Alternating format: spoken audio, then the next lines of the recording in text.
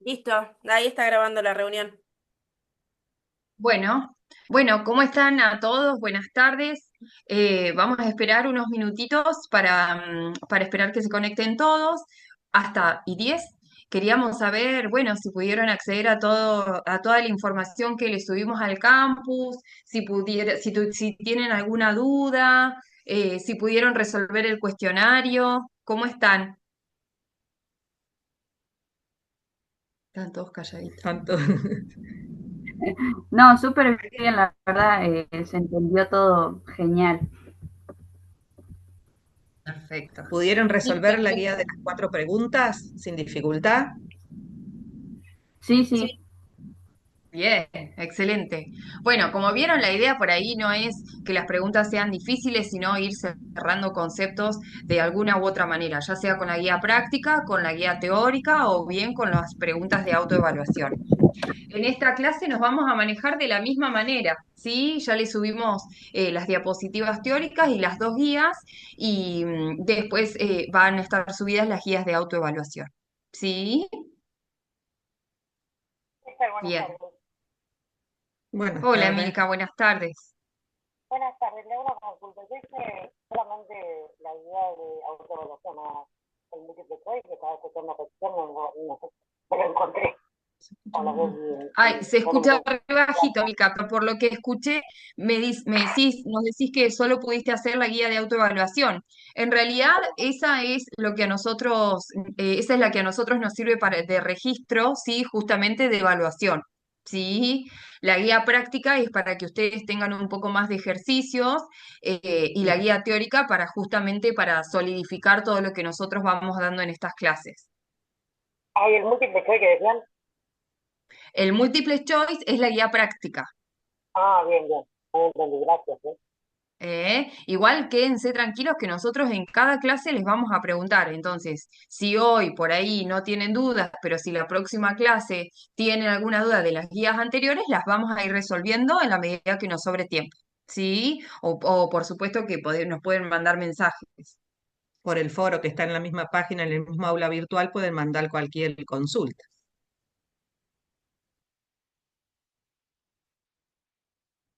Bien, ¿Quieren que que arranquemos. Si arranquemos? les parece, vamos arrancando. ¿Te parece, Ani? Porque Chicos, me hoy, parece bueno, bien. bien, por el cronograma, Justo antes de que vamos a ustedes dar. se conectaran, chicas, yo les estaba preguntando eso mismo a los chicos, cómo habían estado con lo que es el material, con las guías de autoevaluación, si los habían podido resolver, qué les había parecido. Así que bueno, bien. Genial. Estamos todos en la Cada vez misma. más. Bien, bueno, como les decía, hoy vamos a tener dos temas, sí, que están relacionados, por supuesto. Así que bueno, Mari, Vamos. sí, va a empezar con la parte que es física-química, que vendría a ser la parte no médica, sí, no Bastante, está biológica. relacionado, está Exacto, bastante, sí. bastante light. Y después yo los conocimientos los voy a relacionar con cómo funciona todo eso en el cuerpo humano. ¿Sí? Si les parece, escuchamos y después a lo último hacemos todas las consultas como hicimos la última clase. Chicos, si quieren, mientras las chicas van hablando, mientras María, Rosa y Steffi van dando la clase, si les surge alguna duda, lo pueden anotar y después preguntan, ¿sí? Al finalizar la clase. Bueno, las clases anteriores estuvimos viendo la anatomía y la fisiología del cuerpo humano relacionada con la física. Hoy lo que vamos a ver es la anatomía y la fisiología relacionada más con la química, con otra parte que vamos a ver que está muy relacionada. Eh, Cuando nosotros estudiamos el cuerpo humano, hay distintos niveles de organización. Nosotros podemos hacer, vamos a empezar acá, distintos niveles de organización. El nivel de organización más simple que existe de la materia, que es el que llamamos nivel químico. En el nivel químico vamos a tener los átomos y las moléculas. Nosotros conocemos los átomos de hidrógeno, nitrógeno, azufre, hierro, un montón de átomos. Cuando los átomos se unen, forman moléculas. Estas moléculas están formadas por dos o más átomos. Hay muchas moléculas que son de importancia biológica. ¿Ustedes qué molécula, por ejemplo, conocen de importancia biológica o que esté presente en el cuerpo humano? La del H2O puede ser, que sería el agua. El agua. Ah, ¿Qué qué otra molécula conocen? El oxígeno, El oxígeno, la el glucosa, calcio. el calcio, el ácido nucleico, hablando más de moléculas. Existen montones. Después vamos a nivel que si las moléculas se organizan, forman la célula. La célula es la unidad estructural y funcional de la materia viva. Existen distintos tipos, vamos a ver, y vamos a ver a lo largo de la clase que existen distintos tipos de células nerviosas, células musculares, células epiteliales. Cuando las células se organizan, dos o más células se organizan, van a formar los tejidos. Existen diferentes tipos de tejidos.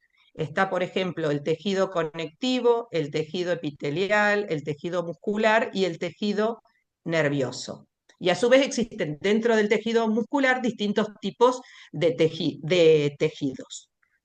Siguiendo complejizando esta organización de la materia, llegamos a los órganos. Los órganos son dos o más tejidos que tenemos.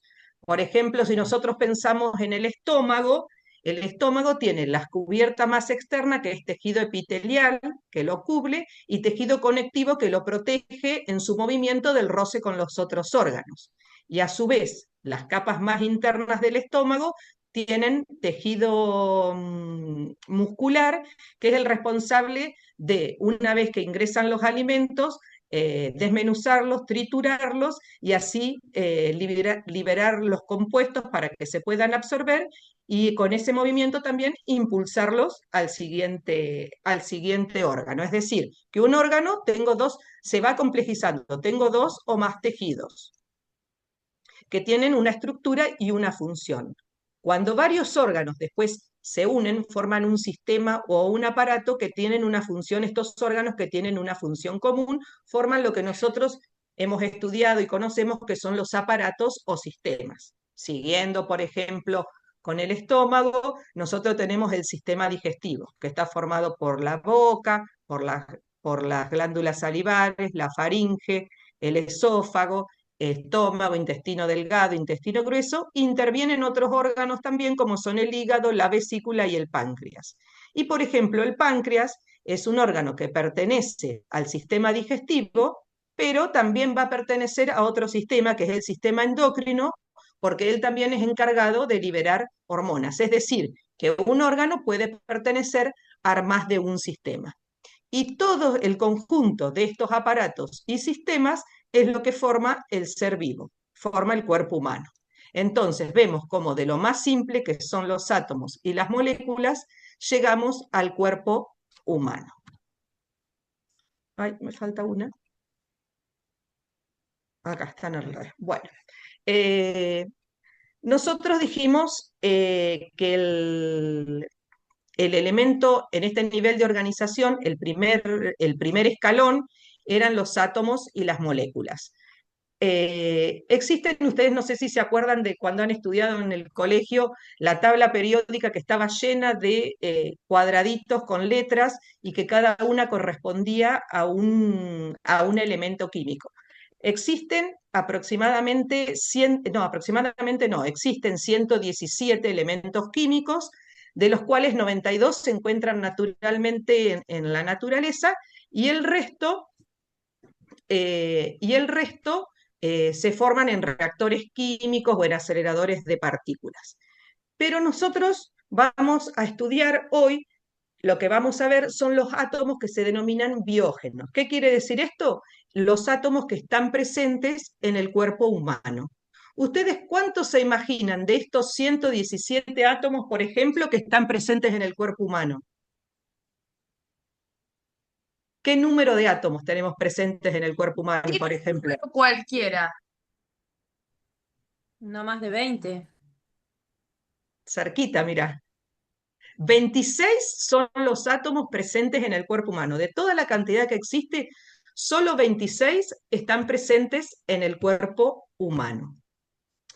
Desde un punto de vista cuantitativo, hay elementos que están en mayor cantidad que otros. Los que se encuentran en mayor cantidad son el oxígeno, el carbono, el hidrógeno y el nitrógeno.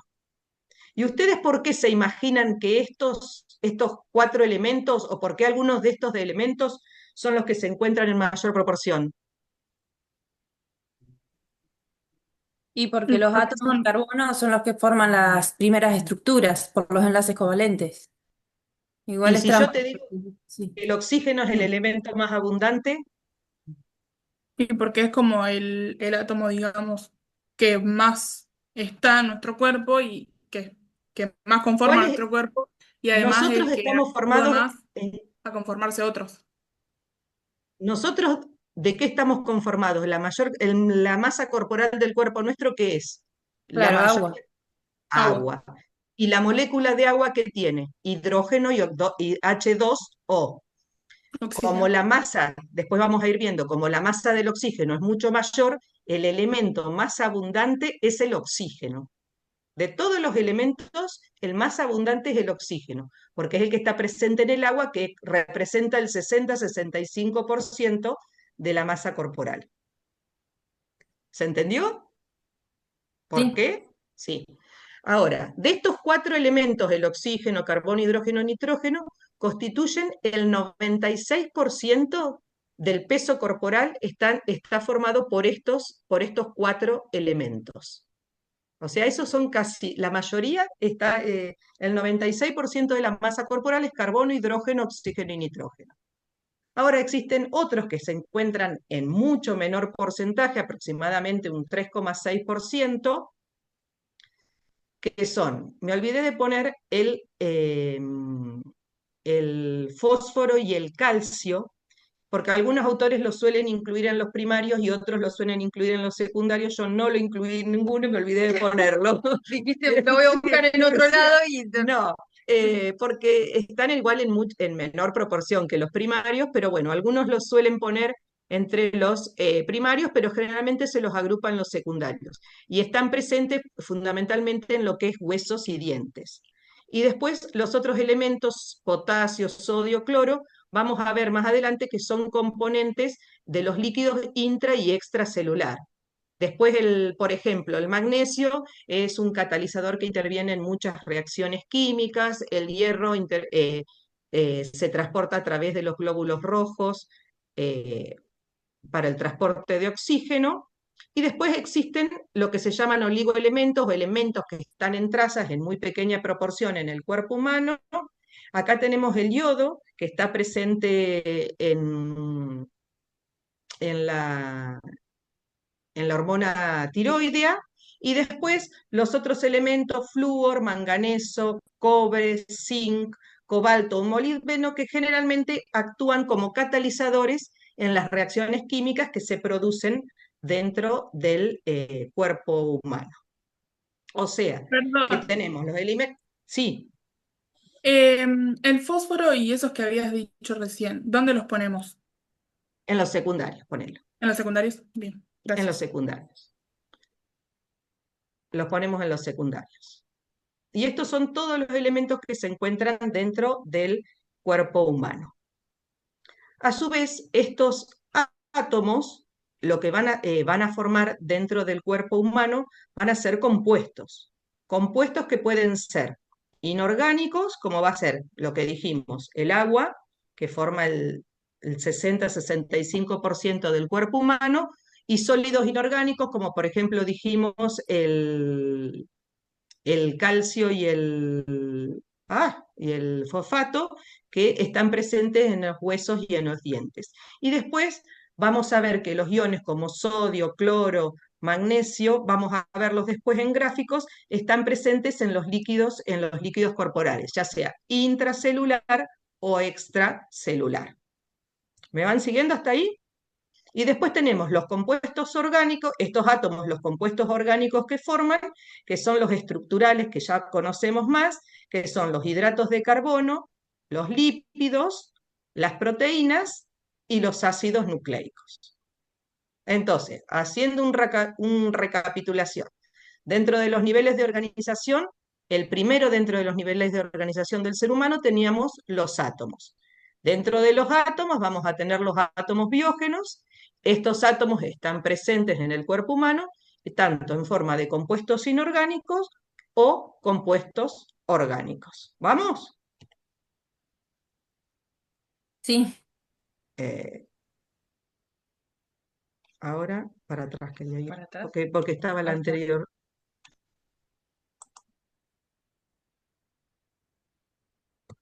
Ahí está. Ahí está. Ahora, todos estos compuestos que nombramos que están en el cuerpo, ya sea tanto los cationes, los aniones o los compuestos orgánicos como hidratos de carbono, proteínas, se encuentran en un nivel controlado, se encuentran todos en un equilibrio interno. Un equilibrio que es dinámico. Nosotros, por ejemplo, cuando nos hacemos un análisis de sangre, sabemos que la glucosa nos tiene que dar entre 70 y 100 miligramos por cada 100 mililitros de sangre. Es decir, existe un rango estrecho dentro del cual esos valores deben fluctuar. Entonces, es necesario que se mantenga un equilibrio para que el cuerpo humano se encuentre en estado saludable.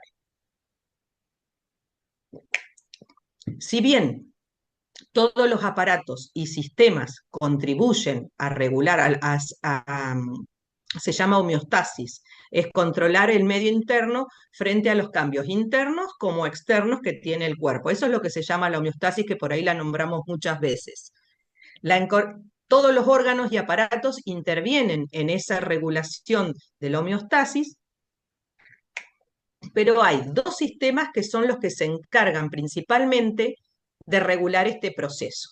Uno es el sistema nervioso y otro es el sistema endocrino. El sistema nervioso, mediante la transmisión de los impulsos nerviosos, intenta contrarrestar este equilibrio, y el sistema endocrino, las glándulas, segregan hormonas que van a ser responsables de contrarrestar este desequilibrio que se produce. ¿Cómo hace esto el cuerpo? ¿Cómo mantiene el equilibrio? Mediante sistemas que se llaman de retroalimentación. ¿Se acuerdan cuando la clase pasada, por ejemplo, estudiamos el ejemplo de la temperatura? ¿Qué pasaba cuando la temperatura superaba los 37 grados o llegábamos a 38 grados? El cuerpo recibe esa señal, existen lo que se llaman receptores dentro de las células que reciben la señal de aumento de la temperatura. Existen órganos de control que tienen los valores de referencia dentro del cual tiene que estar, y cuando no coincide envía la señal nerviosa a la glándula que tiene que liberarse para contrarrestar este efecto, por ejemplo. O hacer una vasodilatación o una vasoconstricción. Logra hacer el efecto contrario para regular la temperatura. Ese aumento logra disminuirla. Estos sistemas de retroalimentación se llaman retroalimentación negativa. La mayoría de los ejemplos de lo que ocurre en el cuerpo humano son retroalimentación negativa, es decir, se produce una disminución de oxígeno en la sangre. Entonces, nosotros, ¿qué intentamos hacer? Aumenta la frecuencia respiratoria para que aumente el transporte de oxígeno. Se van produciendo respuestas. La mayoría son negativas. Existen algunos casos de retroalimentación positiva, como por ejemplo es el caso de la liberación de oxitocina en la contracción en el parto, que cuando uno empieza a tener contracciones se libera la oxitocina. Al liberarse oxitocina, estimula más contracción. Entonces, eso es un caso de retroalimentación positiva, pero son muy pocos casos, son controlados los casos que hay de retroalimentación positiva. Es decir, lo importante, lo que tenemos que considerar es que todo el medio interno del cuerpo humano tiene que estar en equilibrio y tiene que estar en equilibrio con el exterior. Para controlar esa homeostasis, existen sistemas o aparatos que se dedican a controlar y a nivelar esa homeostasis. Ahora, cuando nosotros hablamos de los átomos, vamos a diferenciar los elementos o la estructura de los átomos. Dentro de los átomos, ahí se ve la figura, tenemos una zona central que ustedes deben conocer, que es lo que llamamos el núcleo. El núcleo está formado por protones y por neutrones. Alrededor de ese núcleo hay una nube de electrones. Esos electrones giran describiendo nubes de órbitas. No es que tiene una órbita definida, sino que es una nube donde giran esos electrones. Generalmente esa nube va formando capas que le dan estabilidad. La primera capa es de 2 electrones, la segunda capa es de 8 electrones, la tercera capa es de 18 electrones, y así sucesivamente. La cuarta también es de 18 electrones. El peso del átomo está dado por el núcleo. El protón y el neutrón pesan casi 2000 veces más que los electrones. Los electrones le dan volumen al átomo, pero casi no le dan masa al átomo. En cambio, el núcleo forma el peso del átomo. Los átomos se designan, ustedes vieron en la tabla periódica que se designan con una letra o a lo sumo con 2 letras, que generalmente provienen, bueno, del latín. A cada átomo se describe un número atómico, que el número atómico es el número de protones. El número másico, que generalmente se representa del lado izquierdo arriba, esto es siempre así, es el número de protones más neutrones. Entonces, por diferencia, podemos sacar el número de electrones. ¿Me van siguiendo? Es medio rebuscado, pero es simple. ¿Esto lo han visto en la escuela ustedes, chicos? Sí, yo sí. Que estoy cursando el último año, sí. Sí, sí. Bueno. Cuando, cuando un átomo es neutro, el número de protones coincide con el número de electrones. Ahora, por ejemplo, acá con el ejemplo del sodio. El sodio tiene 11 protones y tiene 11 electrones.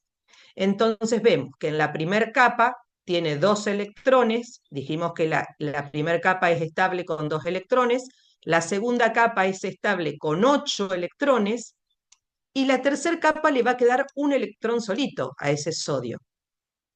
Entonces es altamente inestable porque está la ley del octeto en los átomos. Entonces, ese electrón que le queda solito lo hace inestable y lo hace que tenga gran capacidad de ceder ese electrón a otra molécula que le falta un electrón para completar el octeto. ¿Se ve el ejemplo acá del cloruro de sodio? Como el sodio le cede un electrón al cloro. Por eso al sodio, cuando nosotros lo encontramos como catión, aparece con un signo más. Y el cloro acepta un electrón, queda con una carga negativa. Por eso el cloro, cuando lo simbolizamos, acepta un electrón, queda con un símbolo negativo, que es el anión cloro y el catión sodio. Y así se forma el cloruro de sodio, que es lo que conocemos como la sal de mesa, por ejemplo. Los dejé mudos. Esto sería como la famosa frase de polos opuestos se atraen, positivos y negativos. Negativos. ¿Sí? ¿Sí? Entonces, No, cuando sí, son... o sea, yo lo entiendo, lo entendí, porque Bueno, Bien, buenísimo. lo vi. Y perfecto. bueno, en este caso le cede un electrón el sodio al cloro. Existen otro tipo de enlaces donde los electrones se van a compartir, como es el caso de la molécula de agua. ¿Está? Acá está más en la química biológica hay 3 tipos de enlaces que nos van a importar. Los enlaces iónicos, que es cuando un átomo le cede un electrón a otro átomo. Los enlaces covalentes, cuando comparten átomos. Y un tercer grupo de enlaces, que es enlaces que se da entre moléculas, no en átomos, que se llaman enlaces puente de hidrógeno y que también son muy comunes en el cuerpo humano, porque se da cuando hay un elemento muy electronegativo, como es el oxígeno y que está en proporción muy importante en el cuerpo humano. Las moléculas de agua van formando uniones puente hidrógeno.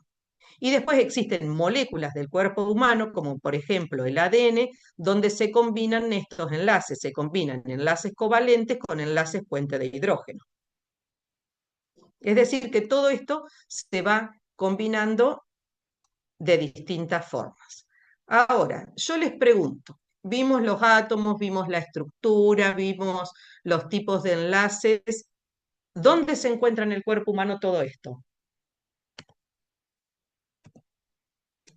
En el organismo, o La sea, célula. dentro de En, uno. en todo el organismo, en la célula, en el agua intracelular, en los compuestos que la forman. Todo el cuerpo humano está formado por estos 26 átomos y por estos elementos. Ahora, vamos a ver, ¿dónde está la importancia que tiene desde el punto de vista biológico esto para nosotros? Dijimos que el agua constituía la mayor parte de nuestra masa corporal. El mayor porcentaje del agua se encuentra dentro del agua intracelular, dentro de las células que tenemos en el cuerpo. Y un porcentaje menor, el 20%, se encuentra entre las células, el líquido que se llama intravascular, que es lo que está el plasma, que está dentro de los vasos sanguíneos, que hoy Steffi va a hablar de los vasos, y después otros líquidos como son el líquido cefalorraquídeo, el líquido pleural, que están en menor proporción. Entonces acá vemos en el gráfico cómo el agua, que es el mayor componente, se encuentra mayormente en el líquido intracelular y después en el líquido extracelular. Líquido intravascular se llama el que va dentro de los vasos. Y intersticial, el que está entre las células, cuando escuchamos hablar de esos conceptos. Bueno, esto es un gráfico de lo mismo y cómo dentro de las células y en todos estos espacios vamos a tener la glucosa, el oxígeno, todos los iones, aminoácidos, grasas y vitaminas. También dentro de los oligoelementos que hoy mencionamos, me olvidé de nombrar las vitaminas, que las vitaminas también están presentes en el cuerpo humano y también se las encierra dentro de los oligoelementos. Están en pequeñas proporciones, pero son sumamente necesarios cada uno de todos estos compuestos, por más que se encuentren en trazas, son indispensables para mantener esta homeostasis y poder regular. Acá vemos una diferencias del líquido intra y extracelular. El medio interno de la célula y el líquido intersticial que la rodea no son iguales, tienen diferencias importantes y ustedes habrán estudiado que existía la membrana semipermeable que permitía este flujo de sustancias. En el líquido extracelular vamos a tener fundamentalmente sodio, cloro, bicarbonatos, nutrientes y dentro del líquido intracelular vamos a tener potasio, magnesio y fosfato. Acá lo vemos graficado desde otro punto. Por ejemplo, ¿qué cationes hay en el medio extracelular? El más abundante es el sodio. El sodio y el cloro son los más abundantes. El sodio es el responsable, por ejemplo, de regular la cantidad de agua del cuerpo. El potasio interviene, se encuentra dentro de la célula, interviene en las contracciones musculares. Todo lo que es el cloro y el bicarbonato interviene en la regulación del medio interno. Acá, como vemos, esto es saber cuáles están presentes en el medio extracelular, qué cationes y qué aniones, y qué aniones y cationes en el medio intracelular. Acá está escrito un rango. Ese rango que hoy hablábamos es un rango estrecho dentro del cual pueden fluctuar. Ustedes ven la diferencia que existe del sodio, por ejemplo, en el medio extracelular y en el medio intracelular. Es mucho mayor. Cuando estuvimos la clase, no sé los que estuvieron presentes en el taller de físico-química, hablábamos de qué pasaba si colocábamos una célula, ¿se acuerdan? En un medio que era hipertónico, isotónico o hipotónico. ¿Se acuerdan que hablamos de eso? Sí, sí, era que según el cuerpo iba a ser según la reacción y según la cantidad que yo tenía que poner en cada En organismo. cada uno, pero hablábamos de que si nosotros colocábamos una célula en un medio hipertónico, por ejemplo, es decir, que tiene, hablábamos, decíamos que hipertónico quería decir que tenía más concentración de solutos que el interior de la célula. Entonces, si colocamos una célula en un medio hipertónico, ¿qué pasaba con el agua? Y la concentración iba a la célula. El agua, como había más concentración de solutos en el medio exterior, salía de la célula. Si las células se achicaban o se deshidrataban. Bueno, habíamos hablado de los ejemplos que pasaba en el medio hipertónico, isotónico, hipotónico. Y que hablábamos que hipertónico quería decir que había más concentración de solutos que en la célula, isotónico cuando era igual, y hipotónico cuando había menor concentración en el líquido que en la célula. Esto Yo era tengo para una recordar lo que... pregunta, no sé si la Sí, puedo hacer ahora. sí, Entonces, sí, pregunta. estos iones como el sodio, el cloro, ¿están solos en el medio extracelular e intracelular o están combinados? No, estos se encuentran en forma de iones. Después existen moléculas como moléculas de glucosa, de nutrientes, los grupos fosfatos, pero estos se encuentran en forma, en el agua se disuelven, el cloruro de sodio, por ejemplo, se disuelven cloro y sodio, se encuentran en forma de iones. Y lo importante es esto, que existen cationes y aniones que se encuentran en mayor proporción fuera y otros que se encuentran en mayor proporción dentro y que tienen un rango dentro del cual es necesario que se encuentren para poder lograr la homeostasis. Bueno, acá estaba lo del movimiento, el ejemplo del movimiento de agua que habíamos visto, que la ósmosis es el movimiento de agua a través de la membrana desde la región de menor concentración a donde hay mayor concentración de soluto. Por ejemplo, entonces el ejemplo que decíamos, si colocábamos la célula en una solución hipertónica, el agua se iba a mover a donde hay más solutos, sale de la célula. Entonces la célula se achicaba.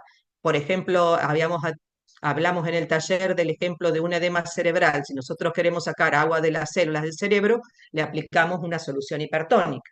Por eso que era necesario saber y conocer qué solución necesitábamos aplicar en cada caso, dependiendo de el efecto que necesitábamos lograr.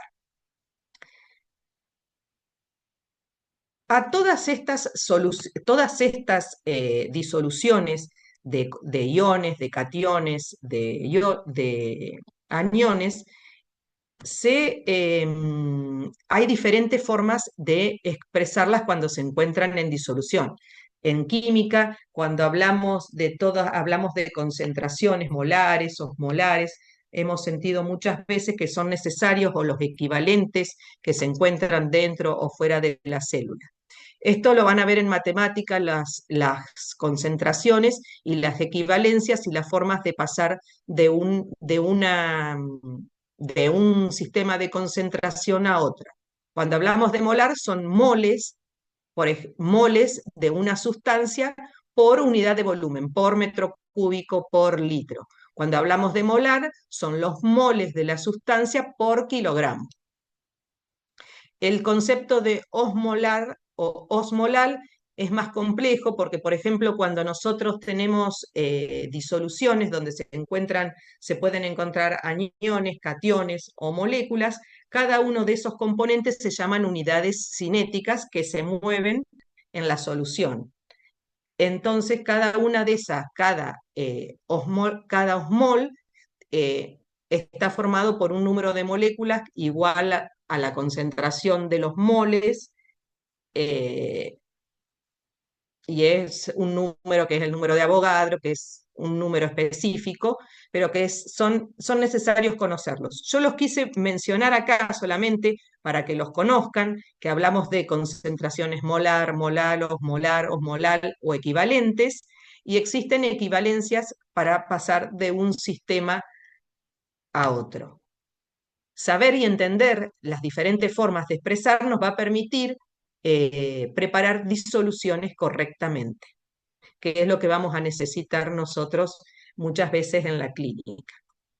Y puse un ejemplo donde decíamos, calcular la cantidad de gramos de glucosa que yo necesito para preparar una solución, por ejemplo, de 500 mililitros, con una concentración 5% peso en volumen. Es decir, yo quiero preparar, tengo una solución 5% peso en volumen y quiero preparar 500 mililitros. ¿Cómo hago? 5% peso en volumen quiero decir que tengo 5 gramos por cada 100 mililitros. ¿Me van siguiendo? Yo tengo 5 gramos de glucosa por cada 100 mililitros. Si quiero preparar 500 mililitros, ¿cuántos gramos de glucosa voy a necesitar? ¿Han aprendido en la escuela a hacer reglas de tres simples, chicos? Sí, sí, pero perdón, tenés 100 mililitros de agua. Claro, yo tengo 5 gramos de glucosa en 100 mililitros, por ejemplo, en este caso. Si yo quiero preparar 500 mililitros, ¿cuántos gramos de glucosa voy a necesitar? Lo multiplicas 25. por 5. Claro. Exacto, multiplico por 5. Entonces voy a necesitar 25 gramos de glucosa para preparar 500 mililitros de una solución 5% peso en volumen. ¿Está? ¿Se entendió? Es simple esto. Es un ejemplo simple, pero es necesario conocer las unidades. Bueno, y después puse un ejemplo de osmoles, además de determinar cuántos osmoles aporta esta solución si la glucosa no se disocia, es decir, la glucosa es una sola molécula. Esto es más complejo, bueno, yo lo resolví acá, yo puse, bueno, primero para resolverlo puse el porcentaje peso en volumen es los gramos de soluto por cada 100 mililitros de solución. El soluto es la glucosa, que sabemos que no se disocia. Queríamos preparar 500 mililitros, la concentración, y la masa de la glucosa es 180. Dijimos, si necesitamos 5 para 100, para 500 vamos a necesitar 25. Y los osmoles se calcula la masa que necesito dividido, como yo tengo un solo osmol porque no se disocia, divido por los 180. Entonces, los osmoles que yo tengo son los 25 dividido 180. Son 0,139. ¿Está? Eso tengo en medio litro. Si quisiera saber en un litro, lo multiplico por 2. Esto es difícil, yo nada más lo traje para mostrar, a símbolo de mostrar de que existen distintas formas de expresar las concentraciones, las soluciones, las vamos a ir encontrando en distintos lugares, vamos a ir encontrando esto, y esto que parece tan difícil va a ser necesario entendernos para familiarizarnos y poder entender después cuando veamos todo lo que es concentraciones y disoluciones y equilibrios ácido-base en el transcurso de la química biológica, digamos. Tal cual. ¿Eh? Y esto, chicos, que a ustedes por ahí les parece Muy loco. muy loco, muy difícil, con poco uso, es muy utilizado. Por ejemplo, enfermería lo usa para calcular qué medicación tiene que darle a un paciente. Las medicaciones, muchas veces, principalmente las endovenosas, vienen en ampollas. Y no es que ustedes te dicen, no, en realidad le pasás, no sé, 200 miligramos de ampicilina. Y no es que sacás de la ampolla, no, tenés que sacar los 200 miligramos. Bueno, Ani, que es Sí, enfermera, seguramente se lo eso, sabe decir mejor que eso yo. les iba a Lo aportar tienen justo que a los chicos, diluir, sí. Eso les iba a aportar lo justo, tienen que sí. diluir tal cual. Y Estos calcular chicos de acuerdo que, al peso de la persona muchas veces claro, también. lo Van a que las chicas intervenir les un montón de explican parámetros es, que vamos a tener en cuenta. sí, lo que las chicas les explican es súper importante, chicos, porque ustedes imagínense que trabajando en salud, esto que ustedes por ahí, bueno, por ahí lo ven en la escuela, pero por ahí lo ven difícil o lo que sea, es súper sencillo, las chicas lo explicaron súper bien y esto lo van a usar, ustedes trabajando en salud lo van a usar a diario. Como les decían las chicas, por el peso del paciente, no es lo mismo colocarle la medicación a un paciente adulto que a un pediátrico, a un neonato. Entonces ustedes tienen que saber bien la dosificación. Lo que es la regla de tres simples, después ya lo hacen ya como algo Exacto. cotidiano de la vida porque lo van a usar a diario. Y se Es usa no espectacular. solamente sí, y se usa en situaciones complejas, como por ejemplo en el tratamiento de un paciente crítico de una terapia intensiva, y hasta en situaciones de baja complejidad, como en el consultorio, porque un jarabe hoy en día, para saber qué dosis le tenés que dar a un nene o un adulto, también lo tenés que calcular así, por regla de tres simple, según la concentración que tenga el medicamento que vos le vas a dar. Esto es re útil, chicos. ¿Sí? Bueno, creo que seguimos. Sí, creo que... Ah, sí, ahí está. Bien. Bueno, Después de esta tortura, después de esta tortura, vamos a seguir con otra tortura. no, espero que se haya Bien. entendido. Bueno, chicos, muy bien. Ahora, nosotros elegimos dos órganos, es decir, vamos a avanzar en los niveles de organización de la materia. Mari dio lo que es átomos y moléculas, ya vimos que después del nivel atómico y molecular sigue el nivel celular, el nivel tisular y posteriormente el nivel de los órganos y el nivel de los sistemas. ¿Por qué nosotros relacionamos estos dos temas? Justamente para que la homeostasis en el órgano, en el organismo exista, ¿sí? Es decir, todos estos componentes tienen que estar en equilibrio. Y para que estos componentes estén en equilibrio, tienen que estar adecuadamente distribuidos. Si nosotros queremos pensar en el organismo, bueno, a ver, ¿cómo se distribuyen? Tenemos que tener en cuenta varias cosas. Cuando nosotros tenemos un medicamento o la ingesta de un alimento para ir a una situación más sencilla de la vida, lo primero que se hace es la absorción. Generalmente la absorción, cuando nosotros ingerimos algo, se hace a través del sistema digestivo. El sistema digestivo se va a encargar de la absorción de esos nutrientes y de la eliminación de los desechos, y esos nutrientes a través de la sangre van a ser distribuidos. Los dos órganos que principalmente distribuyen todos los nutrientes del organismo son el corazón y los pulmones. Por supuesto que cada uno tiene su función específica, pero para que todo esto se dé, hay ciertos conceptos físicos que tienen que estar adecuadamente regulados en el organismo, ¿sí? Por supuesto que hoy Kevin no está, sí, pero estos aportes se los vamos a tratar de explicar de la mejor manera, justamente ¿por qué? Porque en algún momento, desde la carrera de farmacia, desde la carrera de medicina y seguramente de la carrera de enfermería también, los tuvimos que estudiar. Por ejemplo, en la materia de fisiología y biofísica, nosotros tuvimos que estudiar todas estas cosas justamente para comprender cómo se llega a la homeostasis del cuerpo. Entonces, algunos conceptos físicos que tenemos que tener en cuenta son presión, volumen y, o casualidad, vuelve a surgir el concepto de temperatura. Si nosotros pensamos en volumen, en presión, pensamos justamente, principalmente en el pulmón, sí, justamente la presión es la presión de aire que nosotros tenemos que tener, que ese aire tiene que ejercer justamente para atravesar toda la vía aérea del aparato respiratorio, sí, para llegar hasta los alvéolos y justamente que se produce el intercambio gaseoso que se llama hematosis, y después lo vamos a ver. Entonces, en los pulmones, cuando nosotros respiramos, tenemos dos etapas. La inspiración, que nosotros lo que hacemos es incorporar aire, ¿sí?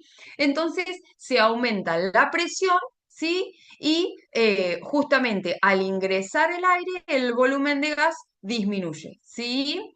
Entonces, justamente en los pulmones tenemos dos etapas, la inspiración y la expiración. En la inspiración, nosotros lo que hacemos es oxigenarnos, ¿sí? Inspiramos oxígenos y exhalamos el dióxido de carbono. Esto se produce a través justamente de este proceso que se llama hematosis. Acá hay una ley muy importante, que es esa, la ley de Boyle-Mariot, ¿sí? Que describe cómo se comportan estos gases a una temperatura constante. Cuando nosotros llamamos temperatura constante, ¿se acuerdan que la temperatura normal de un organismo era humano, era entre 36,5 y 37,5? Entonces, esta ley lo que dice es que el volumen de un gas es inversamente proporcional a la presión que se le aplica, si la temperatura no cambia. Es decir, es inversamente proporcional, esto le voy a decir una receta casera, es que pasa lo contrario, ¿sí? Si nosotros aumentamos la presión, el volumen de gas disminuye, ¿sí? Es decir, si nosotros presionamos, ese volumen de gas se va a distribuir más fácilmente. Si nosotros disminuimos la presión, el volumen de gas aumenta. Imagínenselo de esta manera. Si nosotros tenemos un globo inflado, ¿sí? Y ese globo inflado tiene la posibilidad de que se escape el aire. Si nosotros presionamos ese globo, ¿sí? Ese globo se va a desinflar. Entonces, el volumen, aumentamos la presión con la mano porque lo apretamos y el volumen va a disminuir porque el aire se va a eliminar. En cambio, si nosotros ese globo lo tenemos bien inflado y no le damos ninguna presión, ese aire que nosotros le dimos va a permanecer en su lugar y nada se va a perder. ¿Se entendió? Sí, se entendió. Espero que sí. Voy a hacer de Sí, cuenta de que sí. sí. Bien, entonces, durante la respiración, esta ley se aplica directamente en donde, en el proceso de inhalación y exhalación, ¿sí? Y toda esta variación de presión y de volumen tiene que ver con justamente la resistencia de la vía aérea y de la fuerza que nosotros hagamos para respirar a través de los músculos, ¿sí? Nosotros, como nosotros sabemos, el aparato respiratorio está formado no solamente por el tracto respiratorio en sí, ¿sí? Y los pulmones, sino también que está dentro de una caja, que esa caja está formada por las costillas, que es la cavidad torácica, las costillas y los músculos, ¿sí? ¿Y cuál es el principal músculo que es muy importante para la respiración? El diafragma. Exacto, ¿sí? El diafragma es un músculo muy importante. ¿Por qué? Cuando el diafragma desciende, los pulmones a través de la inhalación aumentan de tamaño. Cuando el diafragma asciende, los pulmones automáticamente, que existe un reflejo que también permite eso, se produce la exhalación y disminuyen de tamaño, ¿sí? Entonces, acá vemos representada esta ley de nombre muy difícil, ¿sí? A través de un dibujo, de un esquema. Esquema. En la inspiración nosotros inhalamos aire, oxigenamos, ingresa el aire, ¿sí? Fíjense cómo el diafragma se contrae y aumenta el volumen pulmonar, ¿sí? Entonces, aumenta el volumen, disminuye la presión, ese gas, ¿sí? Va a atravesar una membrana que se llama alvéolo capilar, va a difundir el oxígeno, se va a producir la hematosis, el intercambio de esos gases y se van a dirigir a esa sangre. Esa sangre oxigenada después vamos a ver cómo se distribuye en todas las partes del cuerpo. Una vez que se produce este intercambio gaseoso, ese dióxido de carbono, que es tóxico por decirlo de alguna manera, tiene que ser eliminado, tiene que ser desechado. Entonces, a través de la expiración, ¿sí? El diafragma se relaja, asciende, disminuye el volumen pulmonar y aumenta la presión de los pulmones. Entonces, fíjense, por un lado, aumenta el volumen, disminuye la presión. Por otro lado, disminuye el volumen y aumenta la presión. ¿Sí? Eso es lo que dice la ley de Boyle-Marriott. Otra cosa importante, tanto en el aparato respiratorio como en el aparato circulatorio o cardiovascular, son los conceptos de velocidad y flujo. Como nosotros ya que dijimos recién, todos estos nutrientes van a tener que ser distribuidos en el organismo para cumplir con las demandas metabólicas de cada célula del cuerpo. La sangre es el fluido que se distribuye por todo el organismo. ¿Y cómo circula? ¿Cómo circula la sangre desde el ojo hasta la uña del dedo gordo? ¿Alguien me lo puede decir?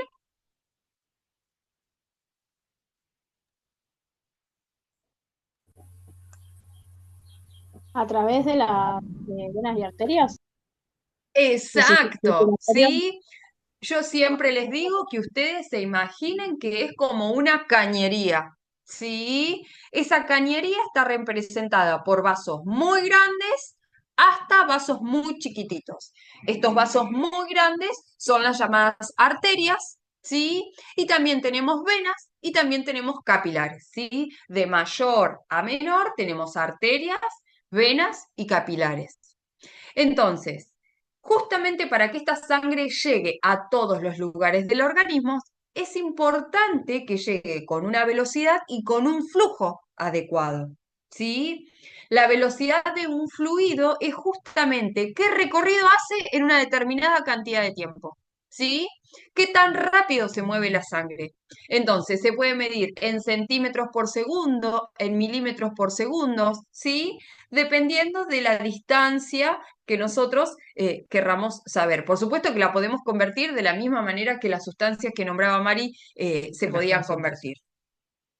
El flujo es el caudal, es como un río, es la cantidad de agua, ¿sí? Bueno, este es el volumen de sangre, es la cantidad de sangre que pasa por un punto en un tiempo dado. Es decir, el volumen que pasa, ¿sí? Por un punto en función del tiempo que demora, ¿sí? Entonces, se pueden pensar como un río, lo pueden pensar como una manguera, ¿sí? Pero la diferencia de estos conceptos de flujo y de caudal, que también van a depender de otros parámetros, ¿sí? Que también van a depender, por ejemplo, van a tener que ver con el diámetro de ese vaso, ¿sí? No va a ser lo mismo un diámetro mayor que un diámetro menor. Yo siempre les digo que es como si nosotros a una manguera le ponemos un dedo, ¿sí? Muchas veces, seguramente alguna vez lo han hecho, todos lo hicimos, ¿sí? Cuando nosotros ponemos un dedo hace ruido y el agua por la manguera hace ruido, ¿por qué? Justamente porque esta velocidad del fluido aumenta, pero porque también aumenta la resistencia, ¿sí? Entonces, todo esto también depende de otros parámetros, en este caso, por ejemplo, la resistencia. Bien, el caudal, volvemos al caudal, se puede medir en milímetros por segundo, ¿sí? Y la sección transversal del conducto, como les decía, ¿sí? En centímetros al cuadrado, ¿sí? Y la velocidad en centímetros por segundo. Lo que les decía, si el área del vaso disminuye, como una arteria estrecha, la velocidad aumenta. Lo mismo que si ponemos el dedo en una manguera, ¿sí? Bien, vamos hasta ahí. Sí, Seguimos sí, considerando bastante que bien. sí. Sí, Seguimos sí. considerando que sí. Muy bien. Bien, entonces, acá vemos lo que yo les explicaba, los diferentes vasos sanguíneos. Tenemos arterias, arteriolas, capilares, vénulas y venas. Fíjense el diámetro que tienen cada una de ellas, ¿sí? Fíjense que las arterias tienen 0,1 milímetro a 1 centímetro, ¿sí? Las vénulas o las arteriolas ya son en micrómetros o sí, mucho más chiquititas. Cuando hablamos de micro, sí, hablamos justamente de algo microscópico, ¿sí? Entonces, esto era lo que nosotros le queríamos remarcar, ¿sí? Que la Q, fíjense que la Q tenía que ver con el flujo o el caudal, ¿sí? En este caso, bueno, tenemos glóbulos rojos, dependía no solamente del área, sino también de la velocidad. ¿Eh? Entonces, justamente es el órgano, el corazón, uno de los órganos más importantes para contener, sí, para lograr un caudal de sangre continuo en todo el organismo. ¿Sí? Y ahora van surgiendo conceptos más biológicos como es la presión sanguínea. ¿Alguien me puede decir qué es la presión o la tensión arterial, que nosotros también le llamamos si queremos empezar a hablar de signos vitales?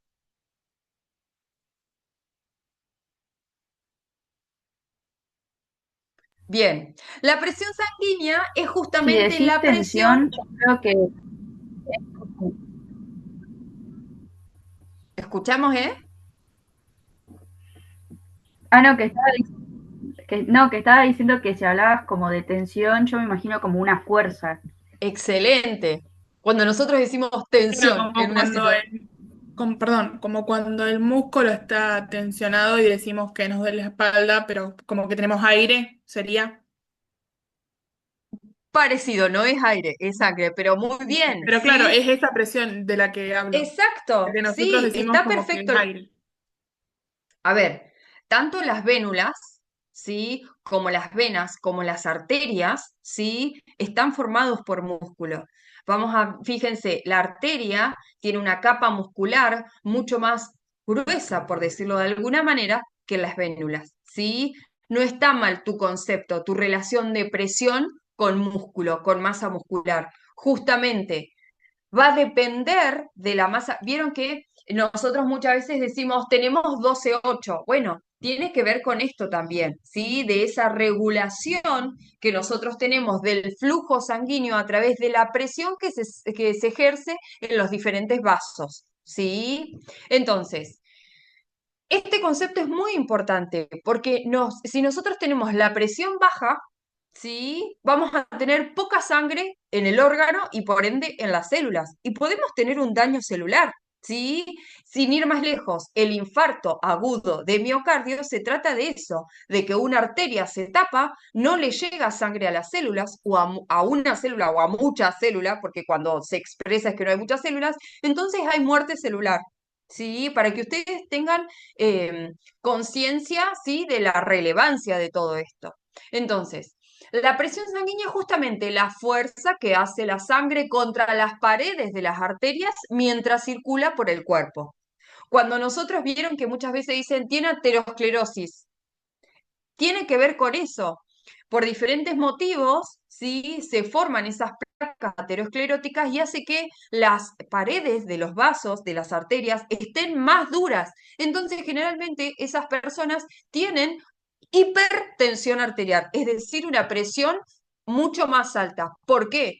Porque la presión que tiene que hacer la sangre para llegar a cada punto del cuerpo es mucho mayor. ¿Sí? Por lo tanto, es mayor la presión y es mayor esa resistencia que tiene que hacer para moverse desde el corazón hacia todos los tejidos. ¿Entendés ese concepto? Estaba bien ese concepto de las arterias y los músculos, ¿sí? Entonces, como les decía, ¿por qué es importante esto? Para permitir la circulación en las diferentes partes del organismo, para distribuir nutrientes, oxígenos. Cuando hablamos de nutrientes, hablamos de glucosa, hablamos de hormonas, ¿sí? Hablamos de dióxido de carbono, hablamos de proteínas, ¿sí? Para eliminar desechos y justamente para mantener la homeostasis del cuerpo, ¿sí? La homeostasis del cuerpo, ¿qué significa? Todas las funciones metabólicas del organismo que se encuentren en equilibrio, ¿sí? Y que esta presión aumente cuando tiene que aumentar y descienda en el momento que generalmente, por ejemplo, en situaciones de estrés aumenta y cuando este estrés pasa, tiene que volver a la normalidad. Entonces, el sistema circulatorio está formado por el corazón como principal órgano, ¿sí? Esa sangre que va a llegar al órgano por las dos venas principales, que es la vena cava inferior y la vena cava superior, en un primer momento va a llegar a la aurícula, ¿sí? Derecha. De la aurícula derecha, ¿sí? Se va a dirigir al ventrículo derecho. Y del ventrículo derecho va a salir, ¿sí? Va a salir por arterias, las arterias pulmonares, a los pulmones. En estos pulmones se va a producir lo que se llama justamente la hematosis, es decir, se elimina el dióxido de carbono, se carga de oxígeno. Una vez que se carga de oxígeno, va a llegar, ¿sí? Por las venas pulmonares a la aurícula izquierda, de la aurícula izquierda al ventrículo izquierdo, y a través de la aorta va a salir y va a distribuirse por todo el organismo. ¿Sí? Entonces, tanto el corazón como los pulmones son dos órganos que funcionan de manera, digamos, interdependiente, ¿sí? Trabajan en conjunto. ¿Justamente para qué? Para que todos estos nutrientes que nos habló Mari se distribuyan de manera adecuada y que el organismo se encuentre en equilibrio. ¿Se entendió? Sí, Listo, sí. desaparecieron todos. Fíjate si Con, quedó. con esta circulación ya listo. Re. Hasta va a decir, con Kevin estaba más linda la clase.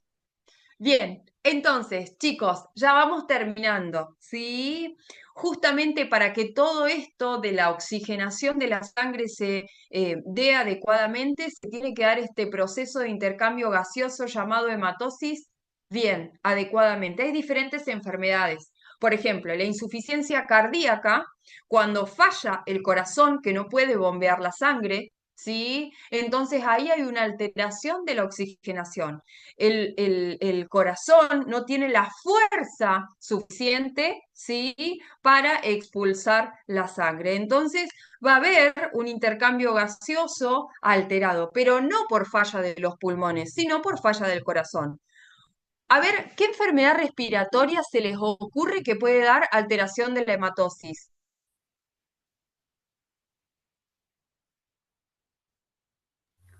Puede ser ¿Les el suena asma. el EPOC? El asma a largo plazo mal controlado puede dar daño pulmonar, exacto. Y El EPOC, generalmente ese daño pulmonar puede ser el EPOC, que el claro, EPOC el EPOC es el que se produce cuando fumas mucho y como que se te cierran los pulmones y se van exactamente. diluyendo. Exactamente, fíjense, esto es un alvéolo, ahí dice alvéolo, ¿sí? Es la última parte de la vía respiratoria, que son como bolsitas, como saquitos. Ingresa el oxígeno a través de estas células que se llaman neumocitos, se conectan con los capilares, ¿sí? Vasitos muy chiquititos, ¿sí? Llegan a la sangre, ¿sí? En la sangre la hemoglobina, que es la encargada de distribuir el oxígeno, se desprende del oxígeno, ¿sí? Mejor dicho, los glóbulos rojos se cargan del oxígeno a través de la hemoglobina y se desprenden del dióxido de carbono. Y es ahí cuando el dióxido de carbono sale por las venas pulmonares, ¿sí? Va a ir, ¿cómo es? Va a ir a la aurícula izquierda, después al ventrículo izquierdo y después a la circulación sistémica. Este es el proceso, así se llama hematosis, el proceso de intercambio gaseoso de oxígeno a dióxido de carbono. Entonces, chicos, hoy vimos todo lo que es físico-química. Fíjense que también relacionamos con un concepto de las clases previas que tenía que ver cómo también la temperatura influye, ¿sí? En los conceptos de distribución de oxígeno, de dióxido de carbono, de nutrientes y de diferentes, ¿cómo es? De diferentes átomos y moléculas. ¿Se entendió? Las caras hoy, por Dios. Y que todos estos Sí. procesos se dan con condiciones que tienen que estar estables, como van a ser el equilibrio ácido-base, el pH, la temperatura. Todos esos parámetros van a influir y van a ser necesarios que se encuentren en equilibrio para que todos estos procesos de hematosis, de intercambio gaseoso, se puedan producir correctamente, porque si alguno de estos factores está alterado, me afecta todo lo demás. No se produce la homeostasis que es necesaria para la vida. Miren, yo les voy a dar, como la otra vez, ya cerramos.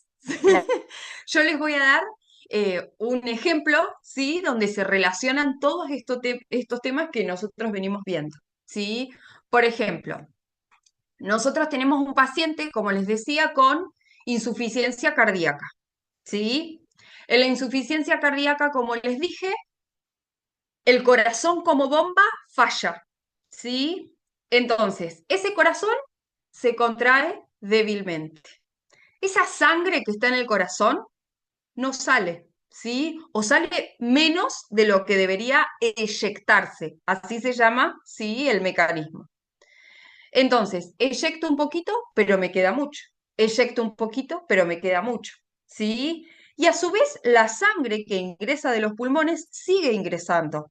Entonces, volvemos al ejemplo del globo. El globo, ¿sí? ¿Qué hace? Mucha agua, se dilata, se dilata, se dilata. Lo que pasa con el corazón es que no puede explotar como el globo, ¿sí? Entonces, ¿qué hace? Ese líquido que no puede ir para adelante, es decir, a todos los órganos del cuerpo, vuelve para atrás.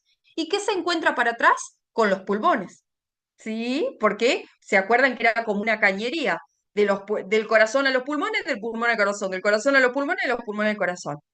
Cuando esa sangre vuelve para atrás, ¿qué pasa? Hay retención de agua. Esa retención de agua se llama edema agudo de pulmón. Fíjense cómo está relacionado con lo químico.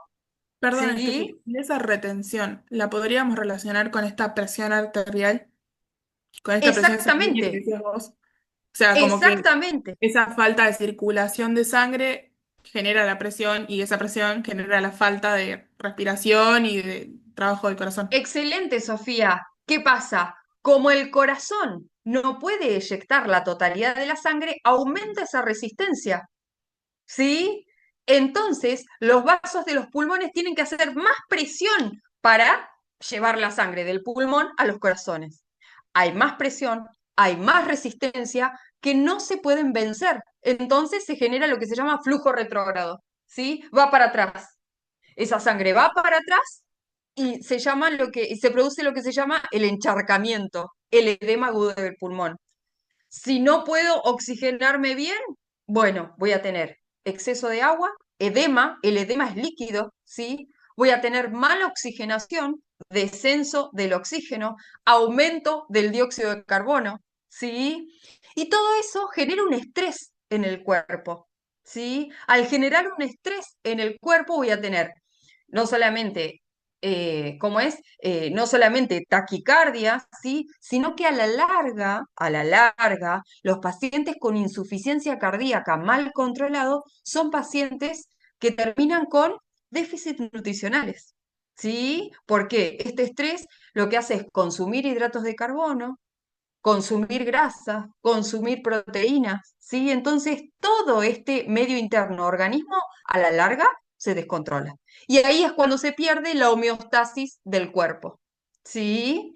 Por eso es tan importante todo, chicos. Si nosotros vamos a tener un paciente, fíjense desde una patología cardíaca, ¿sí? Desnutrido, después va a perder masa muscular. Al perder masa muscular, la biomecánica va a estar alterada. ¿Sí? Tengo una Entonces, consulta. dime, Cuando sucede un infarto, ¿el corazón qué hace? bien, cuando suceden infartos es como les decía, se tapa una arteria, ¿no?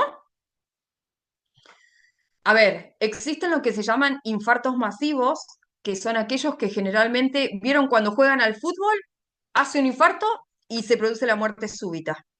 Bien, esto se da porque a veces una arteria o varias se tapan. Al taparse, la sangre no llega al tejido muscular cardíaco, ¿sí?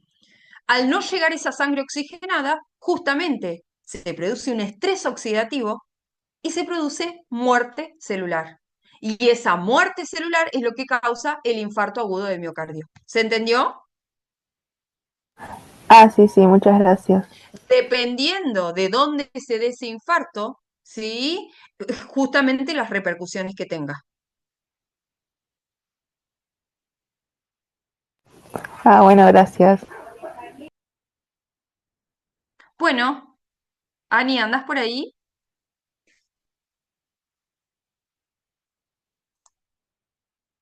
No está ni. No está Ani. Se me cortó el internet, dice Milka, no pasa nada. Bueno, chicos, ¿alguna otra Acá duda estoy. más? Tenía el micrófono apagado. Ah, bien. Ya tengo No el sé QR si, para proyectar de la asistencia. Bueno, dale, si querés tomamos asistencia. Chicos, lo que sí, y si bueno, alguno no puede por cualquier motivo, la clave es salud. Pónganle salud todo con minúscula. Si alguien no puede dejar el presente, cualquier cosa me avisa y le dejo de manera manual, ¿sí? Ahí lo voy a compartir. y en el aula virtual van a quedar habilitadas ahora ya las guías y las preguntas, las guías prácticas y las guías de autoevaluación. Ya se van a habilitar ahora para que puedan resolver. Y cualquier duda la resolvemos la clase que viene. Una pregunta, a partir de ahora todos los trabajos son individuales. No, chicos, no. Los trabajos los pueden hacer de manera individual o grupal, ¿sí? Lo más importante es que sí, cada uno responda en la guía de autoevaluación, eso es individual, pero es individual de que cada La uno, presentación. exacto, de que cada uno tiene que responder desde su cuenta, pero si se quieren juntar a hacer la práctica juntas y después A leer, a entender el tema y después, pero lo tienen que levantar cada uno individualmente al aula virtual. al aula virtual, ¿sí? Por ejemplo, nosotros nos juntamos hoy, hacemos la guía práctica, pero Mari desde su cuenta después carga las preguntas y yo desde mi cuenta de campus carga las preguntas. ¿Se entiende? Si no hay una, que nos va a quedar como ausente. Claro, yo Claro, la claro. guía de práctica no la subí. Tipo, la imprimí, la hice, la tengo yo hecha Exacto, acá, es eso pero lo no que la tienen que subí. hacer, ¿eh? Sí. Ah, pensé que Las había que cuatro subirla. preguntas es que a nosotros nos llegan automáticas las respuestas. Ah, bueno, listo. Gracias. No, de nada. Chicos, ahí les dejé el QR, la contraseña de salud, todo con minúscula. Si alguien no puede dejar el presente por algún motivo, me avisa y se lo dejo de manera manual. Gracias, me despido. Estoy trabajando. Gracias. Bueno, Milka, Bueno, gracias por estar. Gracias. Jessica, ahí vi que puso en el chat, bueno, mandame un mensajito, por favor, así no me olvido de dejarte el presente. Yo igual ahora, apenas me desconecte, ya dejo los presentes manuales. Victoria, ¿cómo lleva el curso? ¿Muchas cosas? ¿Qué Victoria? ¿Yo? Ah, entonces, sí, ¿Hay más Victoria LT. Victorias? No sé. ¿Eh? Es usted, sí, usted. Ah, soy yo.